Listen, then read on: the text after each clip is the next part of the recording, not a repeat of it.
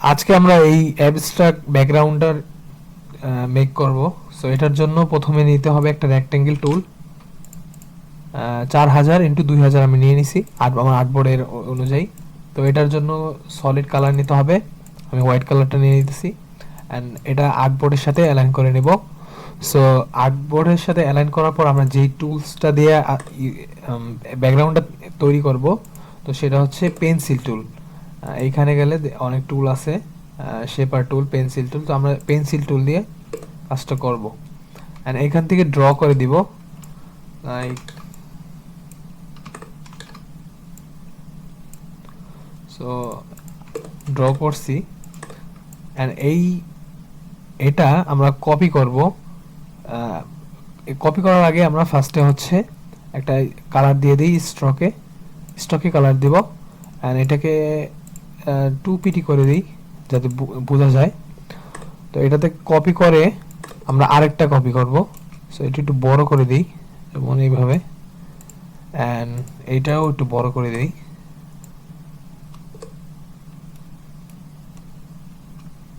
আচ্ছা, তো এই দুইটা একসাথে সিলেক্ট করব। একসাথে সিলেক্ট করে অবজেক্টে যাব, অবজেক্ট থেকে ব্ল্যান্ড থেকে মেকে দিয়ে দিব। তো মেক দেওয়ার পরে এখানে দেখেন ব্ল্যান্ড যে টুলসটা আছে ব্ল্যান্ড, এটাতে ডাবল ক্লিক করব। ডাবল ক্লিক করলে এখানে একটা অপশন চালু হয়ে যাবে, এটা হচ্ছে স্মুথ কালার, আর এটা হচ্ছে স্পেসিফাইড স্টেপস। সো এইটা দিয়ে দিব আমরা। আর এখানে ভ্যালুটা অ্যাডজাস্ট করে নিব, লাইক 4 দিলে হচ্ছে, আচ্ছা আর একটু বেশি দিই, 6 দিই, আচ্ছা 6 দিই। 6 দিলে ভালো দেখা যাইতেছে মনে হয়। ওকে। অ্যান্ড ওকে দেওয়ার পর আবার যাব অবজেক্টে যাব। অ্যান্ড এখান থেকে ব্ল্যান্ড থেকে এক্সপান্ড। সো এক্সপান্ড হয়ে গেছে। এখন এটাকে একটু বড় করে দিব।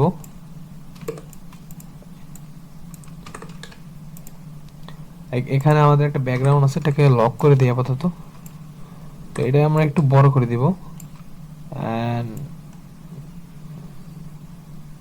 এইভাবে দিয়ে দিতে পারি।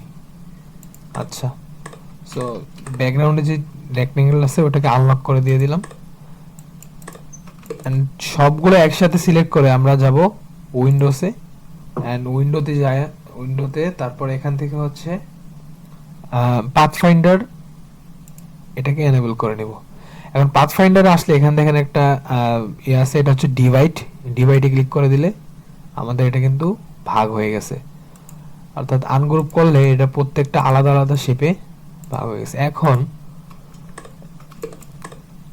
এখন এখানে আমাদের গ্রেডিয়েন্ট ইউজ করতে হবে। সো গ্রেডিয়েন্ট ইউজ করার জন্য আমরা একটা শেপ নিব, অ্যান্ড এই শেপটাকে গ্রেডিয়েন্ট দিব। অ্যান্ড আমার অলরেডি এক গ্রেডিয়েন্ট একটা করা আছে, তো আমি এটা কিভাবে করছি এটা দেখাবেন। এখন ফার্স্টে আপনার কিছু কালার প্লেট দরকার। গুগলে গিয়ে যদি আপনি সার্চ করেন কালার প্লেট নামে, তাহলে অনেক কালার প্লেট পাবেন। এখানে আমি সার্চ করছি, এখানে অনেক ওয়েবসাইট আসছে, এখানে অসংখ্য কালার প্লেট কিন্তু আপনি পেয়ে যাবেন। তো আমি একটা কালার প্লেট ডাউনলোড করছি, অ্যান্ড এই কালার প্লেটটা আমরা এখানে অ্যাপ্লাই করব। তো প্রথমে আমরা এখান থেকে শুরু করব, ডাবল ক্লিক করব, আই ড্রপার টুলটা নিয়ে ফার্স্টে আমরা এই কালারটা দিয়ে দিব। অ্যান্ড তারপর আমরা এখানে অনুমান করে মাঝ বরাবর, মানে এই অ্যাঙ্গেলটার মাঝ বরাবর আরেকটা ক্যান্ডেল নিব। তো এইটা নেওয়ার পর আমরা এই কালারটা দিয়ে দিব। অ্যান্ড এইখানে এটার বরাবর আমরা আরেকটা ক্লিক করব। অ্যান্ড আরেকটা ক্লিক করার পর আমরা এই কালারটা দিয়ে দিব। অ্যান্ড যেটা ব্ল্যাক আছে ওটার উপর ডাবল ক্লিক করে আইড্রপার টুল দিয়ে এই কালারটা করে দিব। তো এখন কিন্তু আমাদের এই গ্রেডিয়েন্ট টুলটা, মানে গ্রেডিয়েন্ট যে ইফেক্টটা আছে ওটা তৈরি হয়ে গেছে। এখন নর্মালি আমরা সবগুলোকে সিলেক্ট করে আইড্রপার টুল দিয়ে এটাতে ক্লিক করলে কিন্তু এরকম ব্যাকগ্রাউন্ড হয়ে যাবে। অ্যান্ড আপনি এখানে অনেক কাস্টমাইজ করতে পারবেন। এখানে জি প্রেস করবেন, অথবা এখানে ব্ল্যান্ড টুল আছে, সরি গ্রেডিয়েন্ট টুল দিয়ে আপনি এখানে কাস্টমাইজ করে নিতে পারবেন।